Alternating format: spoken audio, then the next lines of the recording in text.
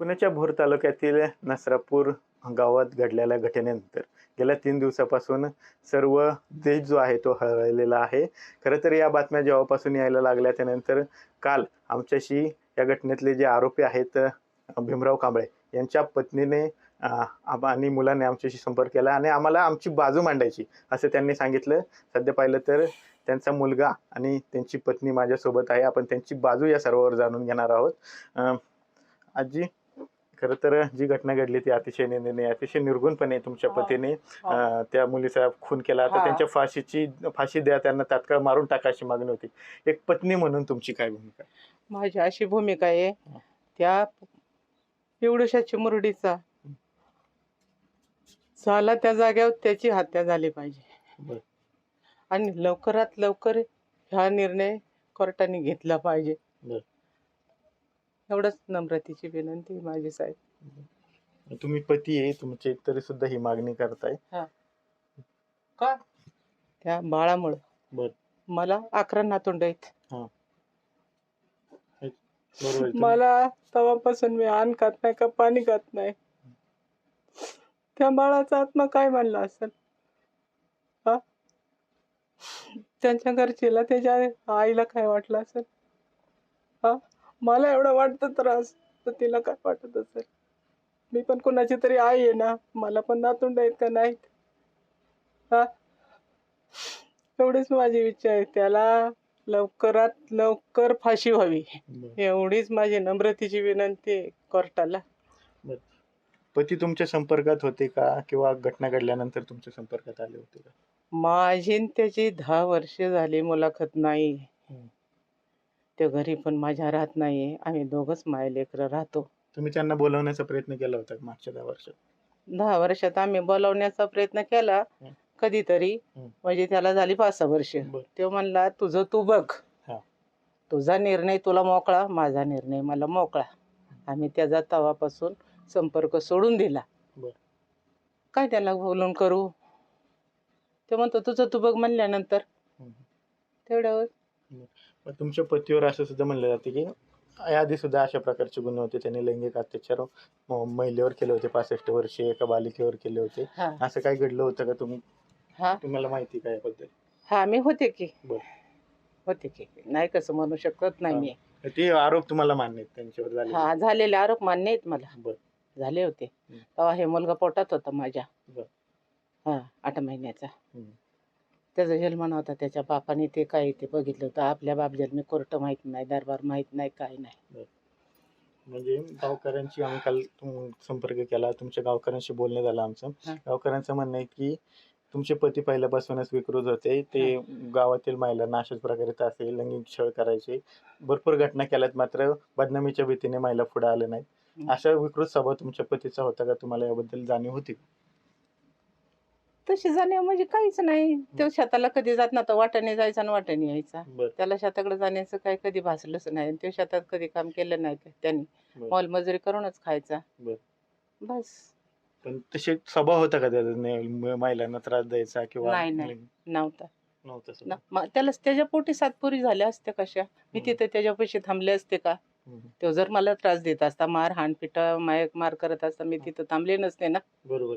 तुमच्यावर नाही, इतर महिलांवर, म्हणजे जे गावातल्या महिला आहेत त्यांना तो त्रास द्यायचा, लैंगिक छळ त्यांचा करायचा किंवा लपून बसायचा. काय काय महिलांनी म्हणले ते लपून बसायचा घरात आणि कोणी नसताना अचानक चाकू त्याचा धाग दाखवत तो त्यांच्यावर अत्याचार वगैरे करण्याचा प्रयत्न करायचा. नाही, हे नाही मला माहिती नाही. याबद्दल तुम्हाला काहीच माहिती नाही. कुठल्या महिलांनी पण आपल्यापर्यंत पोहोचवलेलं नाही. गावकऱ्यांचा असा आरोप आहे. असं नका असलं तरी पण माझ्या तर कानावर आजच आलंय. पण गावकऱ्यांनी असं सुद्धा म्हणलंय की त्यांनी स्वतःच्या मुलीला सुद्धा सोडलेलं नाहीये. असं काय घडलं होतं का किंवा मुलींनी तुमच्याकडे तक्रार केली होती? कधीच नाही. मी स्वतःने केली असती त्याची तक्रार कोर्टामध्ये. माझ्या पोरींला असं झालं असतं तर मी गप्प बसले असते का? एक पोरगी का 2 पोरगी आहेत? मला 7 पोरी आहेत. मी घरात गप्प बसून काय करू? त्यांचे लग्न यावं पुढं व्हायला पाहिजेत का नको? मी स्वतः गप्प बसले नसते. मला ह्या गोष्टीचा लय राग आहे. असं काही घडलं? असं काही कधी घडलेलं नाही. बरं, एक पोरगी असती का सावतर पोरी असते ते हे पण गावकऱ्यांना माहिती आहे ना. हे ह्याच्यात आहेत तर नक्की कोणाच्या आहेत ती गावकऱ्यांनी बी सांगावं. त्या पोरी मजुरी मोलमजुरी करून पोट भरायच्या माझ्या पोरी 10वी शिक्षण दिलं मी, जास्त नाही शिक्षण दिलं त्यांना माझ्या सक्तीनुसार. एवढं म्हणजे असं काही घडलेलंच नाही, असं ते कधीच- पूर्णपणे हा. आरोप चुकीचे आहेत गावकऱ्यांचे. गावकऱ्यांचे आरोप चुकीचे आहेत की बदनामी फुकट करायची. बर. हे घटना घडत असतात, आपल्याला कानून कायदा आहेत का नाहीत? हा, आज एकीला केलं, दोघीला केलं, तिसऱ्याला केलं, म्हणजे हे काय चांगले आहे का? हे कुठल्या आईला सण होईल का? म्हणजे हे फक्त माझ्या घरातल्या पुरतं बोलते मी, हे मला बाकीचं माहिती नाही. बाहेरचं सांगू शकत नाही तुम्ही, तुमच्या घरात काही अशा गोष्टी घडल्या नव्हत्या. त्या माझ्या पोरींच्या बद्दलच मी सांगू शकते. आता पोरी आईसोबतच असतात ना, बरोबर, का जात्यात कोणाच्या घरी? आणि मला तर किती येणबिन एकच खोली, मग त्या खोलीत सगळी दांडावळींनी, मी त्यांच्या शेजारी, मग अशी घटना घडू कशी असतील? रात्रभर माझी लाईट चालू असते. बरोबर. मग ही असे का माझी नादाळी करायची? हेच मला बरं. म्हणजे फक्त जे महिलेवर अत्याचार केला 65 वर्ष आणि इतर काय 2-3 गुन्हे असतील त्यांच्यावरती तेवढेच तुम्हाला, म्हणजे जे गुन्हे तेवढे माहिती तेवढेच तुम्हाला माहिती? मला 2च गुन्हे माहिती आहेत बाबा त्याचे. ते दोन्ही पण तुम्हाला मान्य ते केले होते? हा, केले होते. केले होते. ती आमची सख्खी धोडी आहे.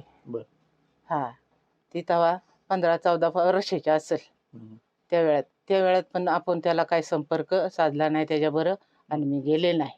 आता ही घटना घडली, तुमच्या पतीने केलेली आहे, त्याची मुरडेवर अत्याचार वगैरे करत, पण यामुळे त्या पतीने केलेल्या गुन्ह्याचा रोष जो आहे तो गावकऱ्यांचा तुमच्या दोघांवर सुद्धा पाहायला मिळतोय. ते तुमच्या दोघांवर सुद्धा वेगवेगळे आरोप करू लागले. गावकऱ्यांना काय आव्हान आहे? तुम्हाला गावात राहणं अशक्य होईल असे नाही, ते करतायत ते आरोप चुकीचे आहेत का? आरोप हे खरे आहेत. कसे? या पोरीवर पण, ती पण पोरकी माझीच आहे, पण तुमच्यावर आरोप करणं योग्य नाही असं? हे माझ्यावर आरोप चुकीचे आहेत. म्हणजे तुम्ही पूर्णपणे तुमच्या पतीने जे कृत्य केलं त्या विरोधात आहात, त्यामुळे? मी विरोधात होते की त्याला थोरल्या भावानी साथ दिली. त्यांना काहीतरी जमीन जमलायचा होता, त्याच्यामुळे त्याला बाहेर काढलं गेलं. मी कुठने काढू? हे बाहेर काढायला पैसे लागतात, काय लागतं, हे मी कुठून बाय माणूस करणार? मी अंगठा बहादूर, माझ्याकडे काय पैसे होते का त्याला बाहेर काढायला? त्याच्या भावाने त्याला मदत केली, मग मी काय करू शकणार त्याला? बरं, हे दोघं भाव जायचे, ते कधी जात असेल कधी नसेल भेटायला, काय करायला पुण्यातल्या पुण्यात मला माहिती आहे का इथे गावाला, खेडेगावला, मग मी काय करू शकते? बरं, जोपर्यंत तुमच्या सोबत होते तुमचे पती, त्यांचा स्वभाव कसा होता? तुमच्या सोबत जोपर्यंत पती होते, मागचे 10 वर्ष नाहीयेत पण त्या आधी होते, तेव्हा त्यांचा स्वभाव कसा होता? चांगला होता. तुमच्यासोबत चांगला होता? चांगलं होतं. चांगलं होतं. बरं.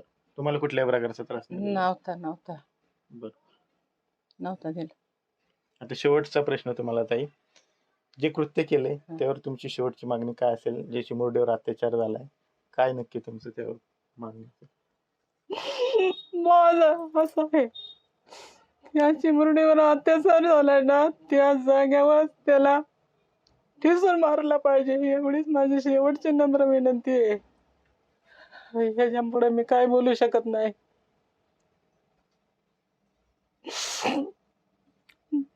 इतके येत नव्हत्यात, अंगाचं नुसतं लटकाप होतंय, तिचं नाव ऐकलं तरी, पाहिलं तरी. आपण पाहतोय की ह्या त्यांच्या पत्नी आहेत, त्या अशा प्रकारे भावूक झालेल्या आहेत, आणि यांची सुद्धा इच्छा आहे की ज्या ठिकाणी या आरोपींनी हे कृत्य केले त्याच ठिकाणी त्यांना टिचून मारलं पाहिजे. माझ्यासोबत त्यांचा मुलगा सुद्धा आहे. दादा, जे तुझ्या वडिलांवर आरोप झाले त्याबद्दल तुझं काय भूमिका? माझी भूमिका एवढीच आहे की आमची चुकी एवढीच आहे की तो आमचा बाप आहे, हीच आमची चुकी आहे, दुसरी आमची काय चुकी नाही. हा जो गुन्हा घडलेला आहे त्या चिमुरडीवरती, हे आम्हाला कळल्याच्या नंतर मी तर इतका पॅनिक मध्ये गेलो, मला समजलंच नाही ना की करावं काय. माझ्या आई चक्कर येऊन पडली.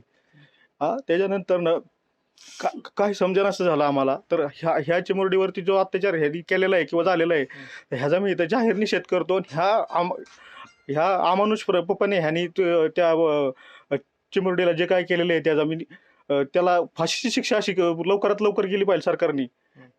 मी असं हे करतो, आवाहन करतो सरकारला.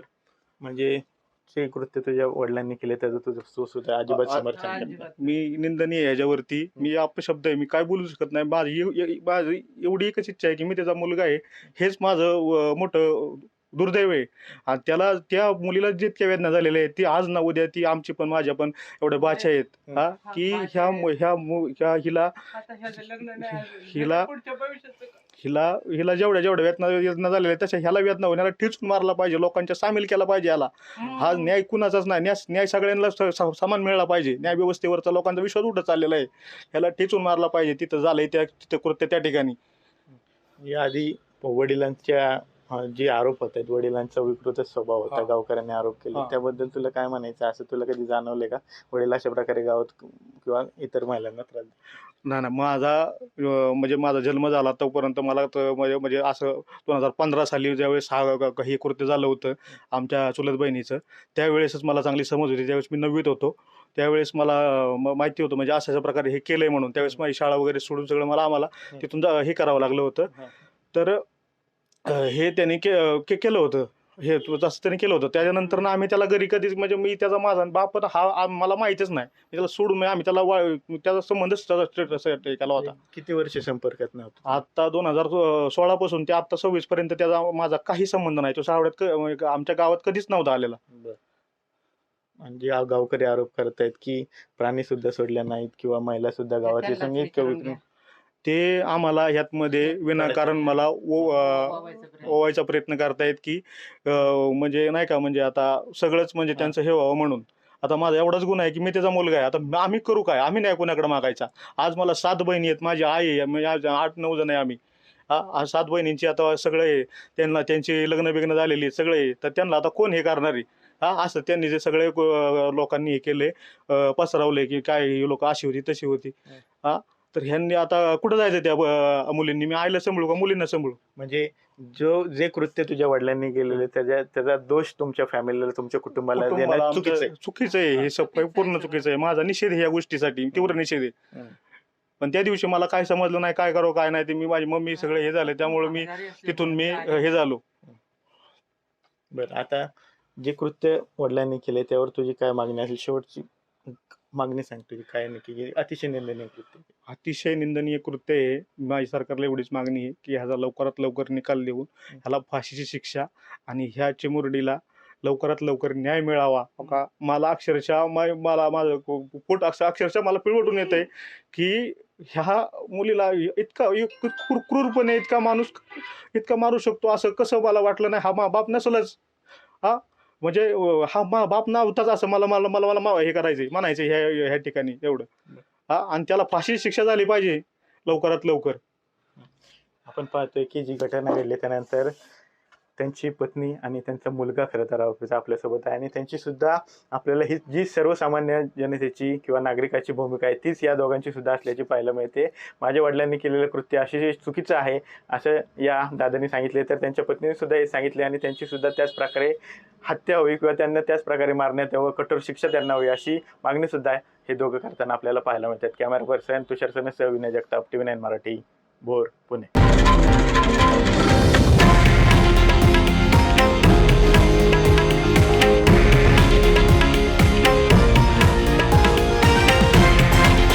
हे आहे देशातील नंबर 1 न्यूज नेटवर्क आणि आपण पाहत आहात TV9 मराठी, एकमेव.